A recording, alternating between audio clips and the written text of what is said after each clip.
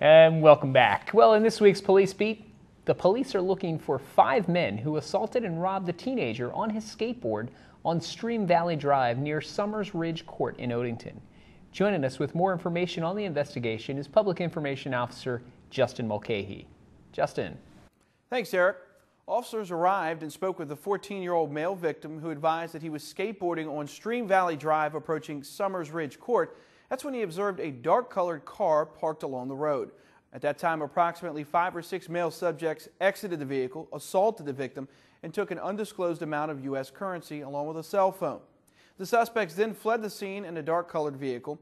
The victim was treated by paramedics at the scene for what was deemed to be minor injuries.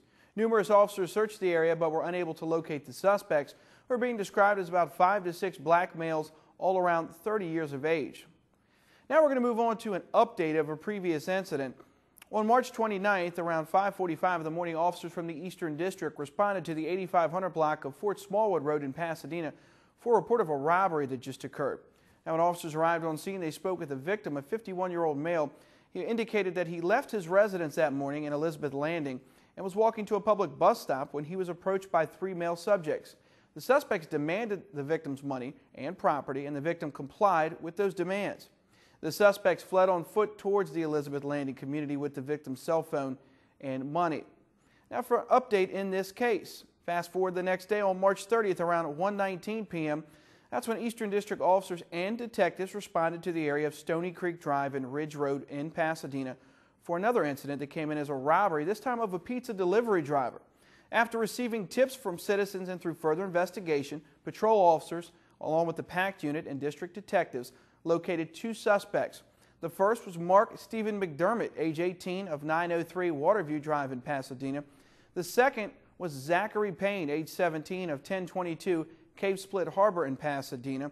They were both located at that Cave Split Harbor residence in Pasadena and arrested and charged in the robbery of the pizza delivery driver. Now, as that investigation continued, further investigation consisting of evidence located at the Cave Split Harbor residence, along with several interviews, resulted in detectives determining that Mark McDermott, was also involved in the March 29th robbery of the 51-year-old citizen walking to the bus stop.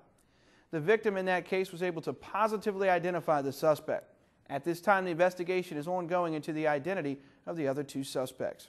On April 5th, detectives obtained an arrest warrant for McDermott, charging him with armed robbery, first and second degree assault, theft under $100, and reckless endangerment. McDermott remains held at the Jennifer Road Detention Center on $500,000 bond. Now, as always, if you have any information on any crimes or suspects mentioned on the show, don't hesitate to call, email, or text your tip to Metro Crime Stoppers hotline.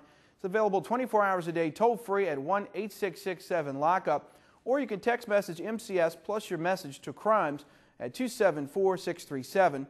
Also visit the website at www.metrocrimestoppers.net. Remember, phone calls are not recorded and callers remain anonymous. You might be eligible for a cash reward of up to $2,000. Back to you, Eric. Thanks, Justin. I can't believe 5 adult men would gang up on a 14-year-old boy. Let's hope they are found, brought to justice, and prosecuted. In this week's Senior Spotlight, Mary Felter talks to Sherry Torciello about some upcoming meetings where family members who care for grandchildren, nieces, and nephews can get together and find out about available services. Mary? Thank you, Carla. Today my guest is Sherry Torciello. I've asked her to come back and talk to us about Kin Connections and the support groups that they set up. It all has to do with grandparenting and taking care of your children that are not your direct children. Welcome to the program. Thank you, Mary. Pleased to be here. I wanted you to talk about the support group meetings that you all have set up and also what Kin Connections is. So let's tell our viewers what that is. Sure, Mary. Kin Connections is really designed for individuals throughout Anne Arundel County that are taking care of a child that is not their own, that are taking care of a relative's child. That could be a stepchild, a godchild, a niece, nephew, cousin, grandchild. We welcome all kinship caregivers to the Kin Connections program. I know that they've been operating now, or Kin Connections has been operating for several months now, and that Yes. you've established some support group meetings for people who have taken on these responsibilities. So tell me a little bit about why you set up support groups. Sure. We have been operating for several months now. We actually declared October 7th, 2010 as Kinship Caregiver Resource Day. So that was really the kickoff to Kin Connections. Since then, we have been providing resources specifically in the area of the support groups, which you mentioned. What we found out from our kinship caregiver families is that they really feel isolated, that they really would like to share their experience with other caregivers, other individuals going through the same experience that they have. One of the common themes found in the kinship caregivers is the feeling of isolation, the unknown, how long is the kinship experience going to last, the newness of the child entering the home, going through all those different dynamics. So the support groups are really designed as a confidential, safe, supportive sounding board for the caregivers to talk to one another. And we do welcome guest speakers based on some subjects that people just want a little bit more information on. Well, let's talk about when the next support group meetings are going to be held. I understand you have something coming up on April the 12th. We do, Mary. We've been holding the support groups bi-monthly, and we use the Pascal Senior Center for our standing evening support group, which is the second Tuesday night of every month. 6:30 p.m. until 8 p.m. So the next support group is April 12th in the evening. Again, the time 6:30 to 8 p.m. And that's at the Pascal Senior Center located on 125 Dorsey Road. And then your next one will be the following Thursday, the 14th. Correct. And that's in Annapolis? Yes, that one is in Annapolis. We try to have 2 locations, make it convenient for everybody. We understand that some caregivers are working. We understand that some are not, so we have the 2 different times. The meeting on April 14th is located at the Annapolis Library on West Street, and that one is going to be from 1 p.m. until 2:30. And your speaker for this group of meetings will be? We actually have 2 speakers for the evening group. I'm pleased to announce we have Mary Fridley, who is owner of Jarrow Resources, LLC. She's also a columnist for the Capital newspaper, local newspaper here. And she's going to be talking to the caregivers about how to take care of oneself. It's a really important subject. A lot of the kinship caregivers are just so focused on the family and so focused on the child entering the home and the different dynamics of interacting with other siblings or anyone else in the home that they tend to not give themselves a break sometimes. So Mary is going to be giving some helpful tips on how to decompress and de-stress oneself and just to remember to stop and smell the roses a little bit for the caregivers. And your other speaker who will be both on the 12th and at the 14th, I understand. We are having Sue Young, who works for the Board of Education. She's a family outreach specialist, and she's going to be talking about another common topic for kinship caregivers, which is challenging youth behaviors. And her area of expertise is on the development years of children birth to age 5.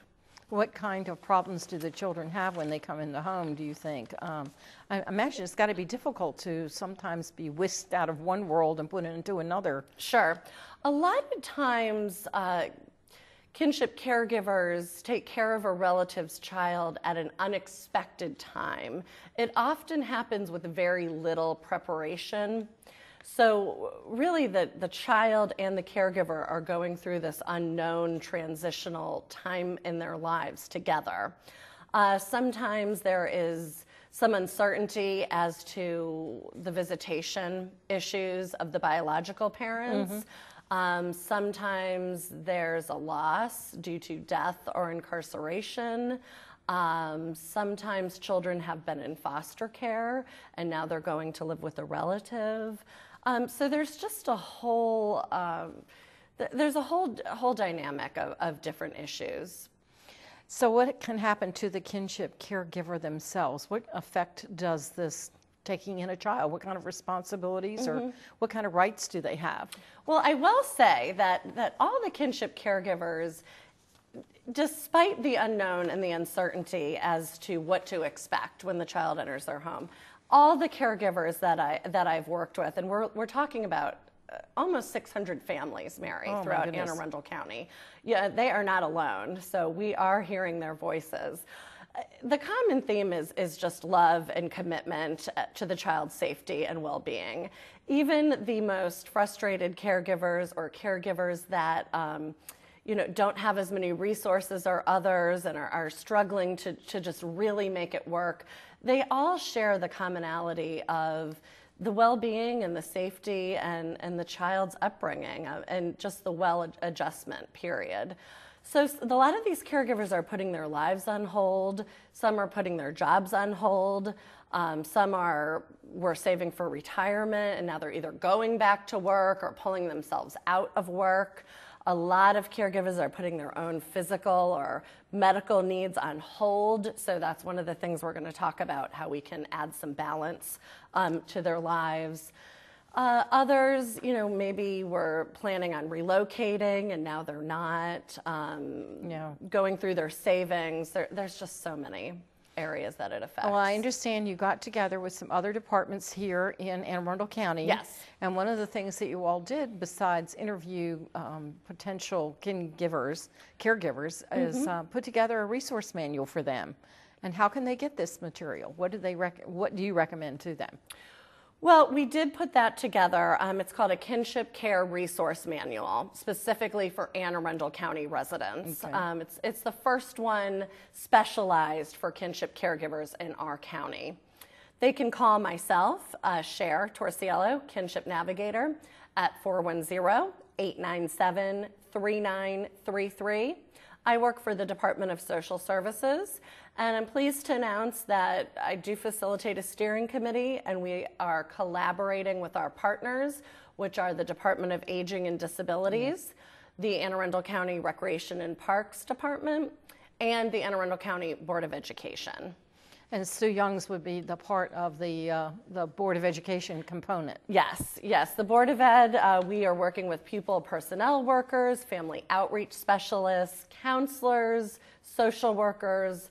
The school has really a tremendous support for the relative caregivers. So I'm going to ask again that you mention the dates and the time and the place of the caregiver support group, because I think people need to know about this. Yes, we welcome all kinship caregivers. If you'd like to bring a friend or a spouse or a companion, please feel free to do so. Again, they're free, confidential, supportive setting.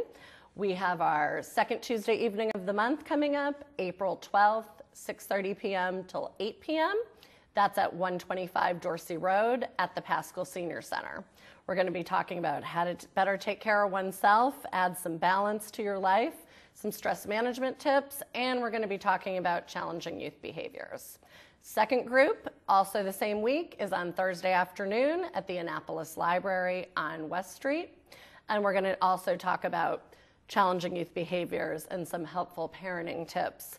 I'm looking forward to having some information about the behavioral tips, because I also have two granddaughters that I'm not taking care of on a full-time basis, but you know what it's like when they end up with you on the weekends. So. Yes, it's unpredictable. It can be.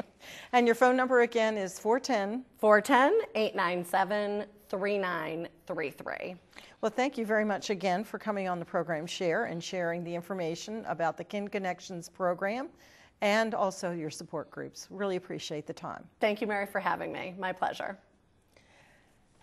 This is Mary Felter, Public Information Officer with the Anne Arundel County Department of Aging and Disabilities for Anne Arundel Week in Review. Thank you for watching, and back to you, Carla.